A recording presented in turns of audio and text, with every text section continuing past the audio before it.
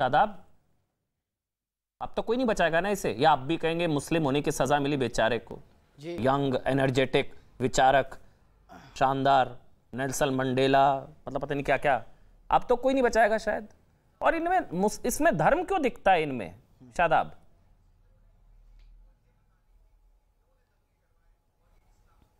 बिल्कुल अमन भाई, अभी शहजाद ने बहुत बड़ी बड़ी बातें की और उमर अगर एक्टिविस्ट थे, अगर उसकी एक्टिविटी कहीं ऐसा लगा कि आदरणीय भी लगा दीजिए, सम्मानित भी लगा दीजिए, पार्टी में एक बहुत बड़े गुजरात के नेता थे, वो थे आदरणीय, सम्मानित भी लगा दीजिए ना शादाब भाई।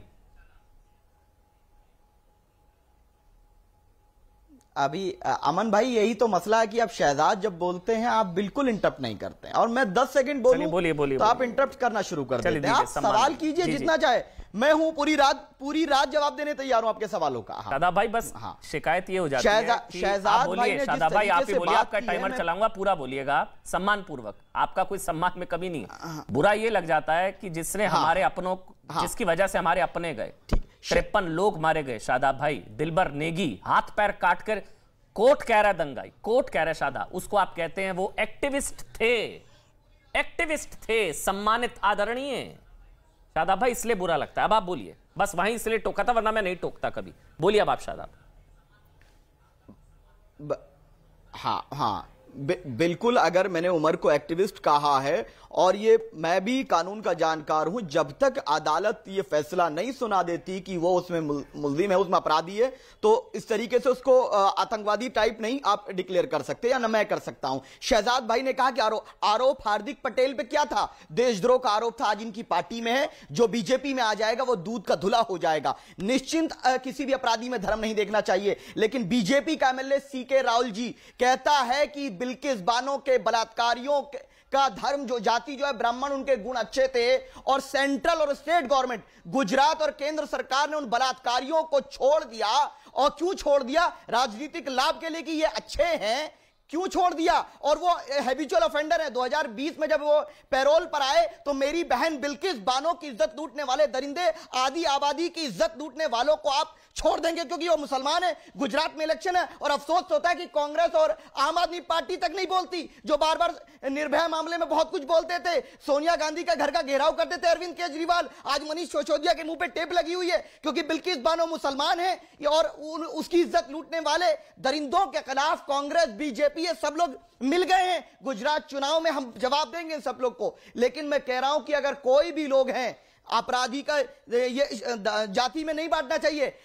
उमर खालिद को जेल में डालेंगे, और जिन बलात्कारियों ने जिंदगी को लूटा, लोगों को मारा, मर्डर किया, उसको कौन सा रिश्ता है बलात्कारियों से? अमित शाह जी का, मोदी जी का देश पूछना चाह रहा है। आप लाल किले से कहते हो बेटियों का सम्मान, आज बेटियों के सम्मान में आगे आइए और उन बलात्कारियों को वापस भेजाइए, लेकिन केंद्र सरकार इन्वॉल्व है। शादाब चौहान बिल्किस बानो का भाई आज आपसे अपील कर रहा है कि आप टीवी एंकर 10 सेकंड चलिए बोल लीजिए, बचाइए और बचाइए। हाँ, मैं आपसे अनुरोध कर रहा हूं हाथ जोड़ करके, एक देश हित के लिए एक अपील कर रहा हूं, जो मुद्दा नहीं है जरूर। एक कंपनी है लाफाजे सीमेंट, मैं अपील कर रहा हूं, उसका इस्लामिक स्टेट से लिंक निकला है। मैं भारत सरकार से अनुरोध करता हूं कि उसकी जांच कराएं और उसको बैन करिए। हम इस्लामिक स्टेट को कंडम करते हैं, आतंकवाद की भारत में कोई जगह होनी चाहिए। शहजाद भाई से भी कह रहा हूं, अनुरोध कर रहा हूं कि प्रधानमंत्री को कहिए लाफाजे सीमेंट की जांच कराएं, और जो आईसिस जानवरों का संगठन है उससे इनके संबंध हैं, इन पर बैन लगाया जाए। बट एक चीज, आपको टॉपिक बताया गया था मेरी गेस्ट टीम द्वारा, अगर आपको गुमराह किया गया तो मुझे बताइए, मैं अपनी गेस्ट टीम से बात करूंगा। आपको टॉपिक बताया गया था उमर खालिद पर कोर्ट ने कहा है कि दंगों की योजना विनाशकारी, खतरनाक थी, ये शुरुआत से लेकर अंत तक शामिल था, प्रथम दृष्टया सही है, और दंगों की योजना आतंकी कृत्य, ये जो 4 कोर्ट ने बोले हैं उमर खालिद को लेकर, आतंकी कृत्य, इस पर बोलिए कि हम लोग जो बचा रहे थे हम गलत थे, या कोर्ट गलत या आप गलत? पॉइंट पे रहिएगा सर, इधर उधर मत भागेगा, या तो कोर्ट गलत या आप गलत, फिर आप शहजाद जवाब दे दीजिएगा। हम अपने वहां मैंने आपको बताया कि भारत के कानून के अंदर अगर पुलिस आरोप लगाती है, बहुत सारी कहानियां गढ़ती है और बाद में वो लोग बरी हुए, ऐसा सबूत है। लोअर कोर्ट ने उनको सजा दी है, बाद में जाकर सुप्रीम कोर्ट ने उनको साथ न्याय किया है। हमें अदालत पर विश्वास, और ऐसा हमारा ऑब्जर्वेशन है कि उमर खालिद पर कोई भी जितने चार्जेस लगाए जा रहे हैं, हाईकोर्ट बोल रहा है, मिलकर डिबेट करेंगे कि वो फ्री होगा। अफजल गुरु आतंकवादी मानते हैं उसको? ये कहता था जुडिशियल, ये कहता है जुडिशियल किलिंग। अफजल गुरु आतंकवादी, किसको? अफजल गुरु, वो तो कन्विक्टेड अफजल गुरु। नहीं, अफजल गुरु आतंकवादी, सुन लीजिए ये नहीं, ये देखिए अभी ये पलटी है, देखिए देखिए देखिए ये देखिए देखिए, अभी कह रहे थे कोर्ट से कन्विक्शन हो जाए तब कहूंगा कोर्ट, इनकी जबान लड़खड़ा रही है, सजा दी, उसमें क्या सवाल है? ये सेकुलरवादियों इनकी जबान लड़खड़ाई जाती है। बोलिए अफजल गुरु आतंकवादी। जब अरे कब कह रहे हैं साहब, कहिए ना, कोई लड़खड़ाहट नहीं है, बोलिए ना, स्ट्रेट एंड क्लियर है बिल्कुल। क्या है? बोलिए अफजल गुरु आतंकवादी, बुरा दी है और जस्ट, अरे अफजल गुरु आतंकवादी। मैं कह रहा हूं कि आप जो मुझसे क्यों बुलवाना चाह रहे हैं आप? भैया अभी आपने बोला मैं कोर्ट का सम्मान करता हूं, कोर्ट दोषी ठहरा देगा तो मैं मान जाऊंगा। अफजल गुरु आतंकवादी, अफजल गुरु आतंकवादी, जुडिशियल किलिंग वाला बयान गलत। अफजल गुरु आतंकवादी, शादाब बस इतना बोल दीजिए। क्यों क्वेश्चन कर रहे हैं आप?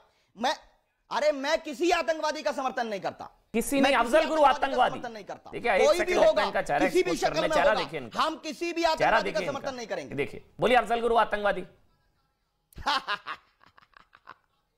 बोलिए ना अफजल गुरु आतंकवादी।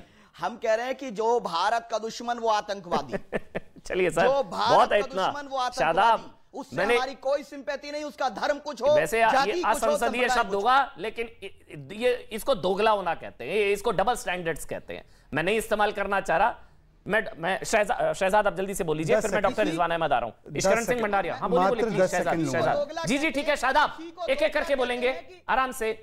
शादाब हो गया, शादाब हो गया।